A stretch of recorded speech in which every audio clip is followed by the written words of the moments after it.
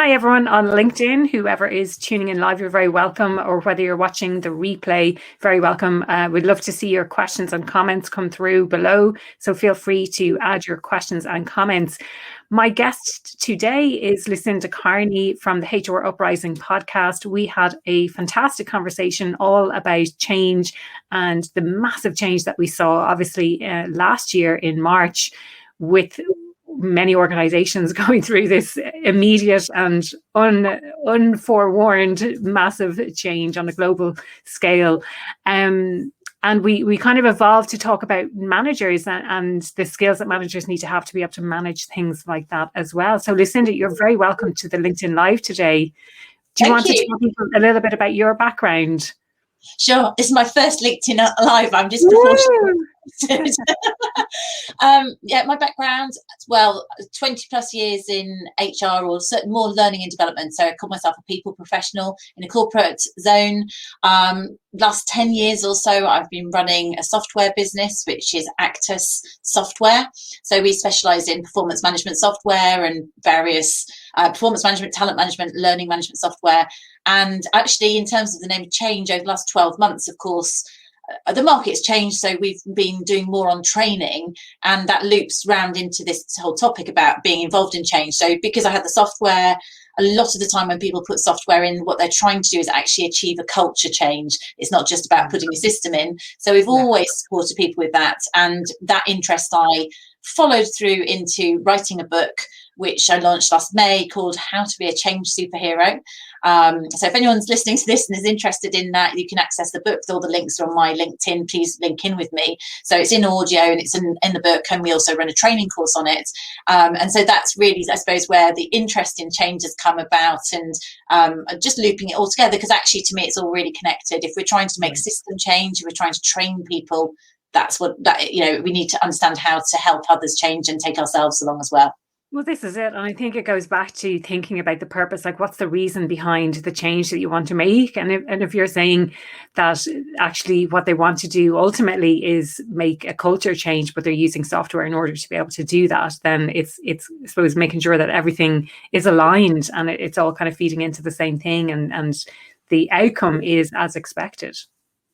I think that's one of the biggest things to consider, actually. So every aspect of what I do when I'm doing consultancy. So, for example, yesterday I was talking to some HR professionals and we were doing what we'd called an appraisal clinic. The purpose was just saying, they wanted to change their appraisal, they wanted to change their process, and we were just talking about what it is. And I said, well, so what is the purpose?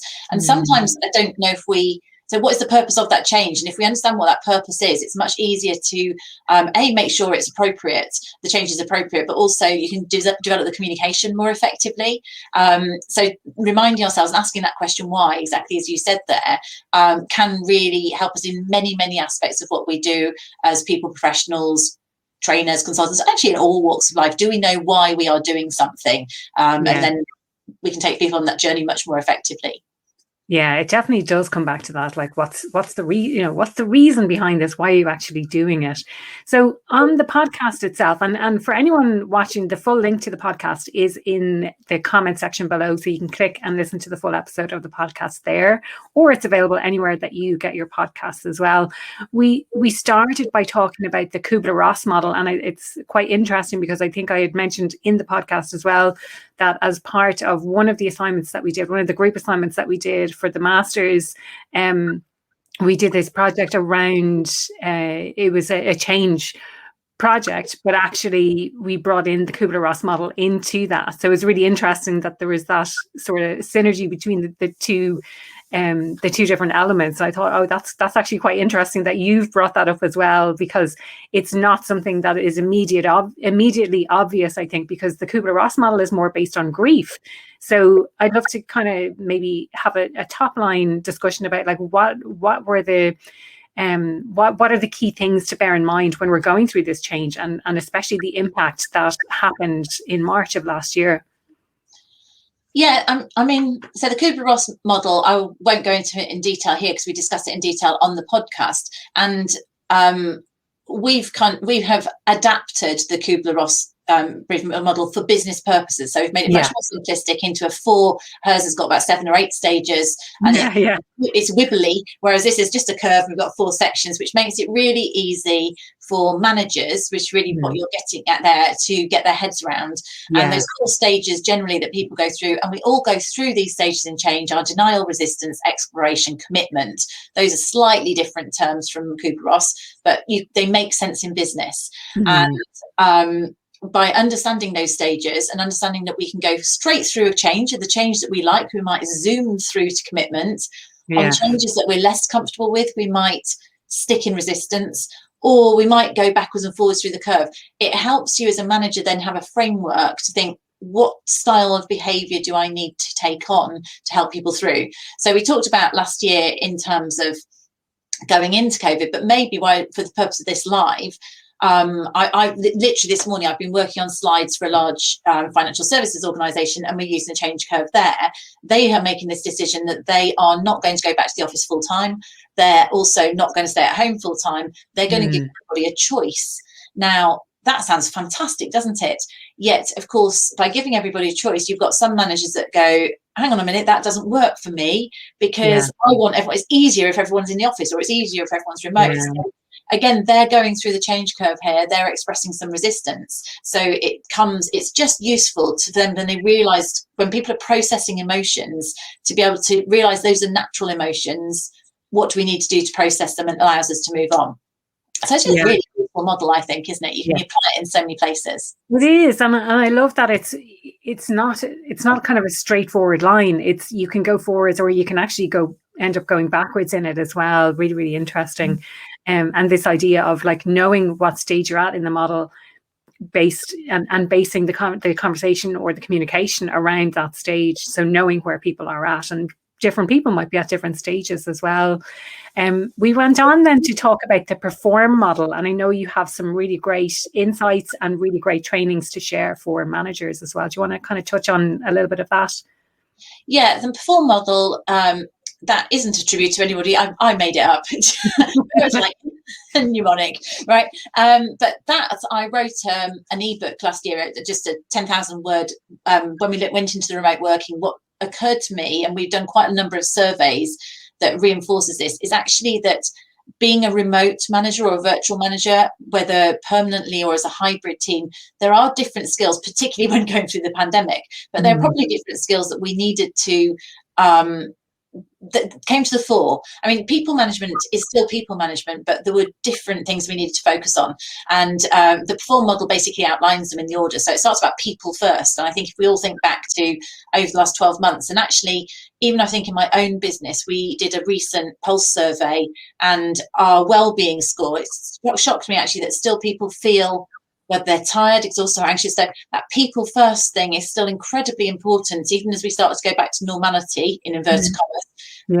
We must keep that focus on people. I feel we were quite transactional in organisations. You almost put the person secondary. We need to keep that if we want to have engagement, if we have retention, if we want to have well-being. So it talks about people first. It talks about expectations, making sure that they are clear and small enough. So in a remote environment, keeping people connected in terms of, annual objectives sat on a piece of paper are just not going to cut it. So it's more about expectations. And the model goes on, and we go into it more detail on the podcast about people management essentials. And I've also got an ebook. I'll send the link maybe over to link from your website onto my website. If people want to download this ebook, then it goes into the model in more detail that people can. I was just going to highlight there, Lucinda, you were like, oh, I just wrote a 10,000 word ebook, and knowing last year my dissertation was 13,000 words, it's no mean feat. Whether it's to get up to 10,000 words, or whether it's to condense something to 10,000 words. So it's, that's a huge achievement. So well done.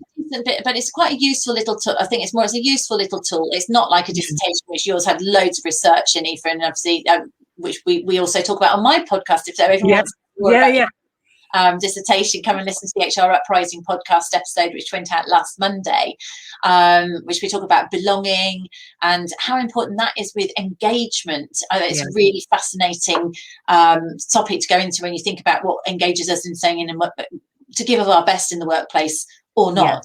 So yeah, so we could go on forever. Can we? We're going all weekend. I was going to say, I never get tired of talking about my favorite topic. Fitting in, belonging, and engagement at work. Super, super interesting topics. Is there anything else, or I suppose thinking about the podcast itself? Why should people tune in? Why should people give it a listen? Well, I'd like to think it's quite practical, isn't it? That's one of the things that I try to do on my podcast all the way through. I think the episode that we had together, there's some information that people can definitely just take away and use. I do realise that you might have to put it on slow speed, having listened to myself this morning, how quickly I'm speaking. So I apologise for that. But it might help you speed walk if you want to run a bit faster on the treadmill.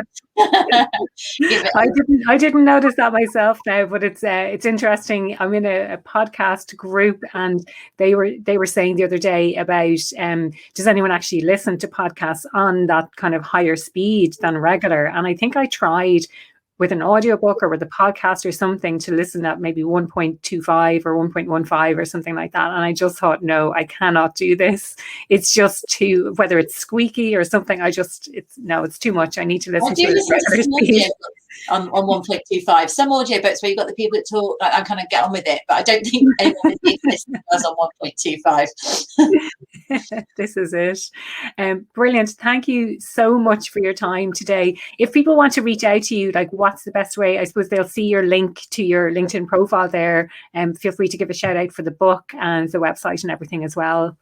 Oh, thanks, Aoife. Well, yeah, as you say, I'm Lucinda Carney. You can search me up on that on LinkedIn. By all means, if you're listening to this and you'd like to link in, that would be great. Because then if you look at my profile, there's links to our website, actors.co.uk, and the web, and obviously the podcast, which is HR Uprising. You just search that up. And if you're interested in knowing more about change, How to Be a Change Superhero is available in all good bookstores when they're open, and obviously on Amazon, and also it's on Audible if you are into book clubs. In fact, on the Audible you might be able to turn me up to 1.25 because I had to speak really slowly to record that. Brilliant. Thank you so much for your time today, and thanks for your time on the podcast again. It's a pleasure, Aoife. Really great to work with you. Thank you.